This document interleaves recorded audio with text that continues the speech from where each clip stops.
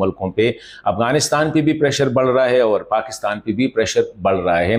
पाकिस्तान का तो प्रेशर ये है कि वो अफगानिस्तान से जो खबरें आ रही है, वहाँ पे जो रेफ्यूजीज़ की जो हालत है, ज़ाहिरी बात है यहाँ पे उनकी एक सिंपैथेटिक, क्योंकि ये लोग यहाँ पे कोई 20 साल, कोई 30 साल, कोई 40 साल यहाँ पे रहा है। आप लोगों ने सुना होगा वहाँ पे जो अफगान रेफ्यूजीज़ वापस गए हैं, उनके जो तासुरात है वो यही है कि इससे बेहतर होता कि हम पाकिस्तान में जेल में होते। तो ये जो अफ़गानिस्तान से, इससे पाकिस्तान की जेल बेहतर है। तो ज़ाहिरी बात है यहाँ पे भी, और स्पेशली बच्चियों की तालीम, ख़वातीन की तालीम, उनके रोज़गार के हवाले से बड़े वो आ रहे हैं। अभी तक IOM के मुताबिक जो अक्टूबर 2023 से अभी तक अफ़गानिस्तान में जो अनडॉक्यूमेंटेड रेफ्यूजीज़ आए हैं पाकिस्तान से और ईरान से, उसकी तादाद जो है वो 2.4 मिलियन बताई जा रही है। मतलब कि 2.43 मिलियन